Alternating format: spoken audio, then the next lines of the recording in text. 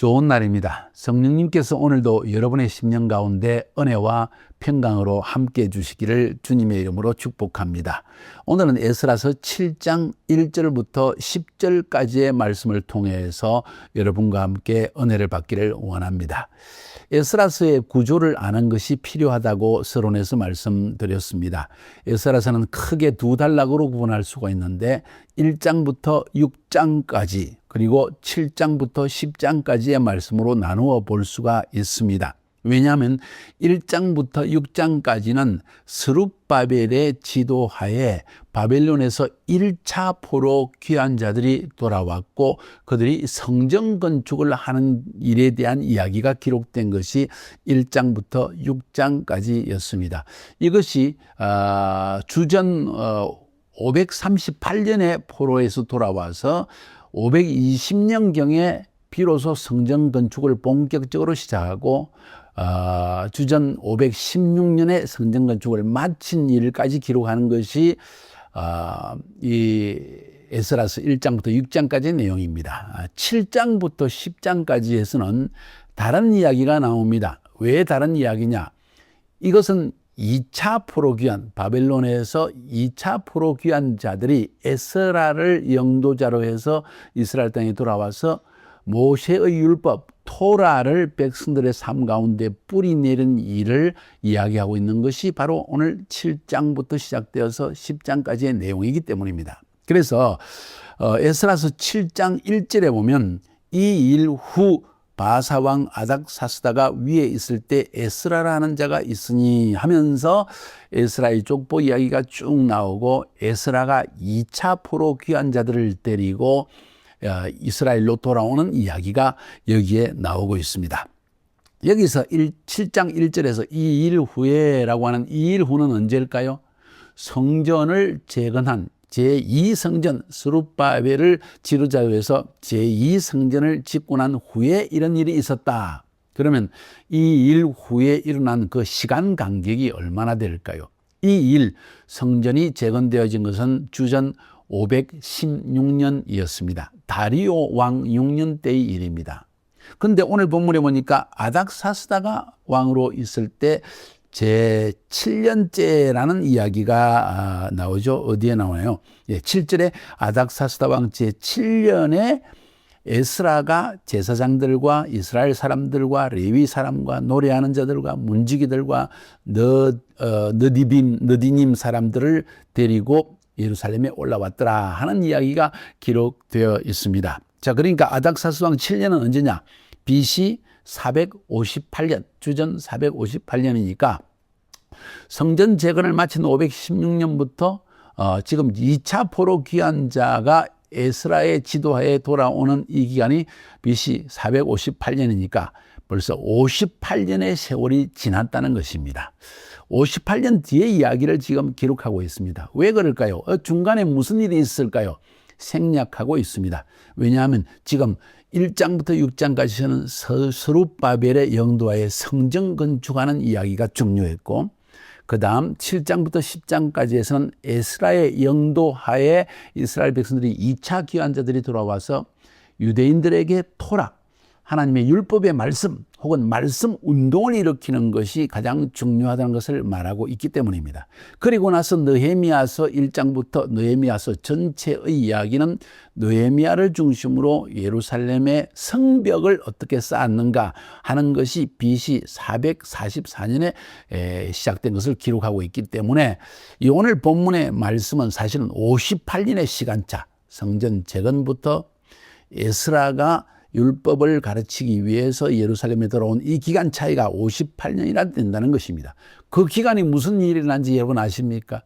성경을 잘 연구해 보면 이 다리오 왕 제4차 페르시아의 제4대 왕인 다리오 황제, 그 다음 6대 왕인 아닥사스다 왕, 그 사이에 5대 왕이 있었는데 그 이름은 아하수에로였습니다. 아하수에로 왕은 누군가 잘 아는 대로 에스더스가 기록된 그 에스더의 사건이 있었던 것이 바로 아하수에로 왕입니다. 그러니까 이 아하수에로 왕 때 유대인의 지위가 상당히 향상되었다는 것을 알 수가 있겠죠. 그리고 나서 그 다음 아닥사스다 왕이 황제가 되어졌을 때 하나님께서 은혜를 베푸셔서 에스라의 지도하에 2차 포로 귀환이 이루어지는 은혜가 주어졌다는 사실을 오늘 본문은 적고 있습니다.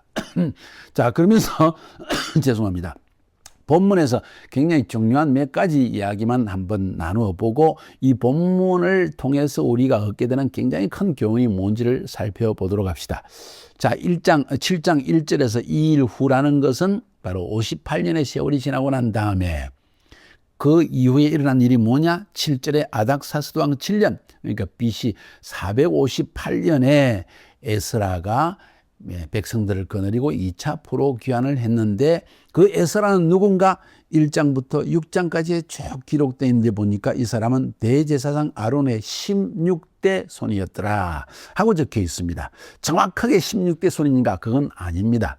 어떤 목적을 가지고 16명의 대만을 기록했습니다. 역대상의 족보에 보면 더 많은 수가 나옵니다. 자, 그래서 이런 성경을 기록하고 또 우리가 그 기록된 성경을 읽을 때 16대 손이라는 말 자체를 말 그대로 16대 손이라고 보다는 어쩌면 이런 에스라와 같이 말씀에 충실한 이런 특별한 사람들의 이름만 기록되었을 가능성도 있다는 것을 고려할 필요가 있습니다.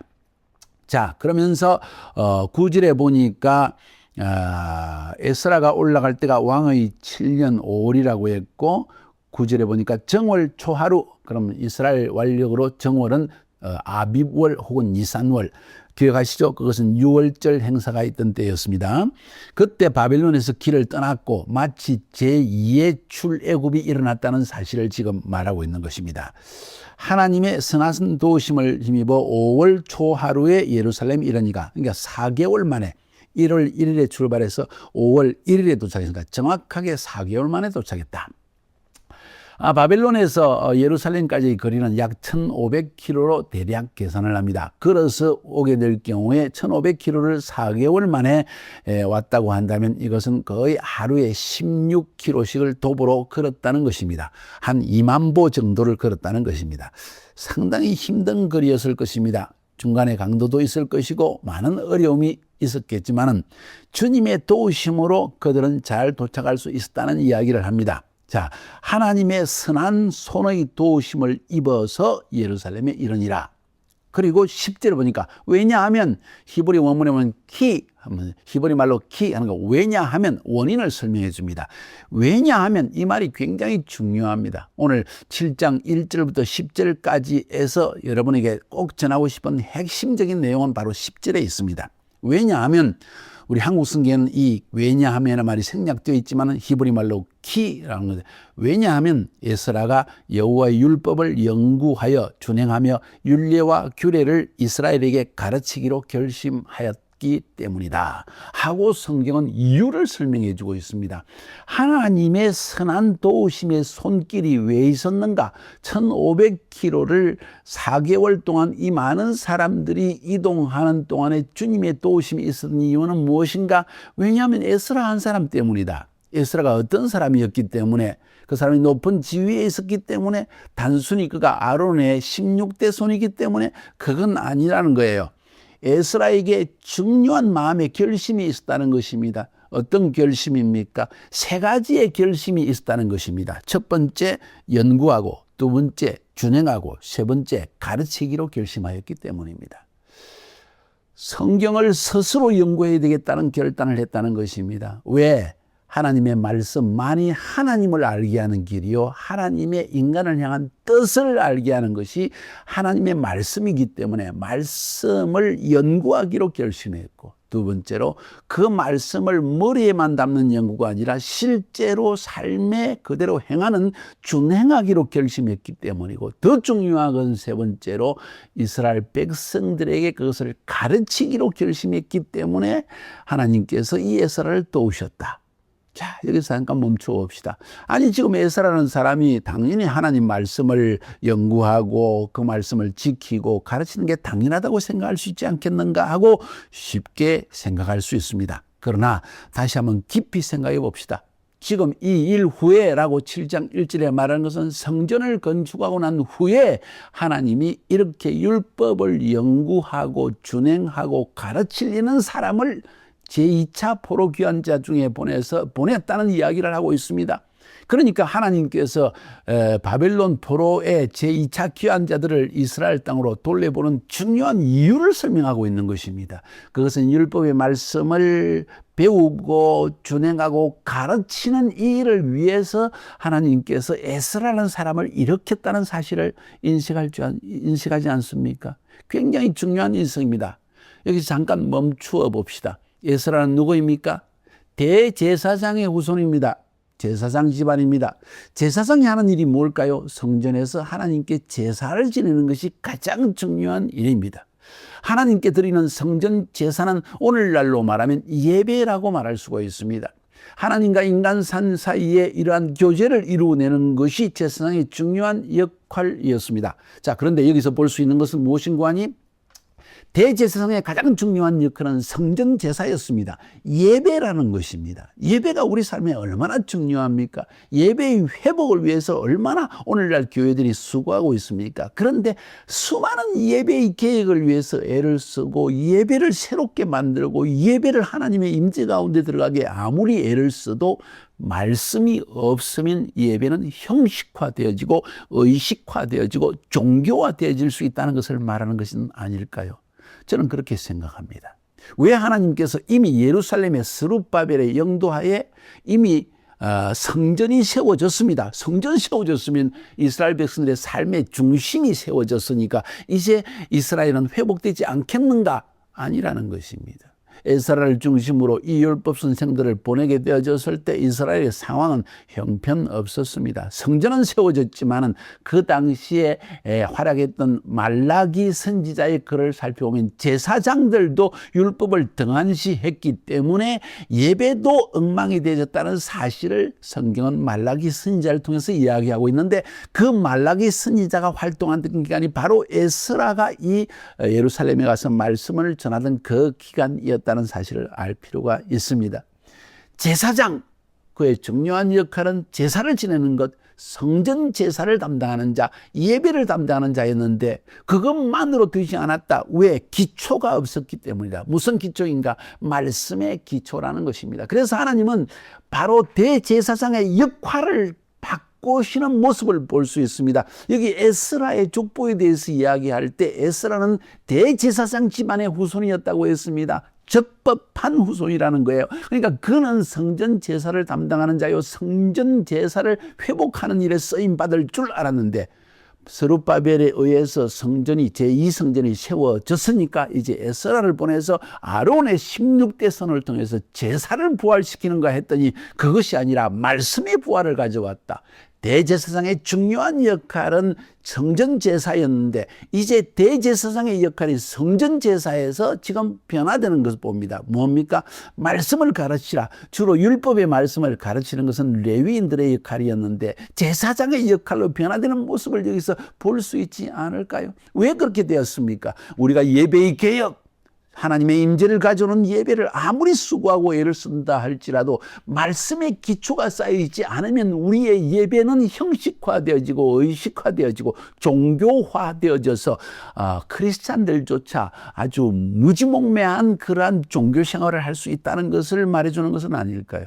실제로 이스라엘 백성들이 그랬기 때문에 하나님은 말라기 선지자를 보내서 심히 자기 백성들을 책망했고 그 순간에 하나님은 에스라를 보내어서 그 약한 부분, 말씀의 기초를 쌓은 부분을 감당하기를 원하셨던 것입니다. 그래서 오늘 본문 10절에서 그 수많은 이야기 가운데서도 에스라는 정말 위대한 학자였다. 그걸로 끝나면 좋은데 그는 율법을 연구할 뿐만 아니라 준행할 뿐만 아니라 가르치고 이스라엘 백성들 다음 세대를 가르치는 일을 위해서 하나님은 에스라를 보냈다는 이야기를 오늘 본문에서 하고 있는 것입니다. 굉장히 중요한 이야기입니다. 에스라는 이름 자체가 도움이라는 뜻입니다. 히브리 말로 이 아사랴, 하나님이 도우신다는 아사랴를 줄인 말이 에스라입니다. 이 에스라는 아론의 직계 후손이라고 했고 율법에 능한 율법학자라고 했고 왕의 신뢰를 받는 사람인데 가장 중요한 것은 이제 제사 중심, 예배 중심에서 말씀 중심으로 다시 제사 중심에서 말씀 중심으로 자 예배 중심에서 말씀 중심으로 옮겨가는 중요한 역할을 했던 사람이 대제사장이었던 에스라였다. 대제사장은 분명히 제사를 드리는 자인데 그는 말씀을 가르친 자로 등갑하는 모습. 왜 그랬을까? 바로 이것이 하나님께서 자기 백성을 회복시키려고 할 때 매우 중요하게 여기는 것이 바로 하나님의 말씀을 뿌리내는 일이 필요하다는 것입니다. 이 사실 때문에 저도 정말 말씀을 매일 강의하며 일주일에 4편의 설교를 이제 유튜브에 올리고 전 세계 민족 가운데 성경을 알고 하나님의 뜻을 알기 원하는 사람에게 이 말씀을 가르치는 일을 행하기 위해서 저의 모든 부르심을 집중하여 그 일로 향하여 나아가고 있는 것입니다. 여러분 말씀을 알아야만 합니다. 말씀을 통해서만 하나님이 누군지를 알 수 있고 말씀을 통해서만 하나님의 뜻을 분별할 수 있기 때문입니다. 승리하시기를 주님의 이름으로 축복합니다.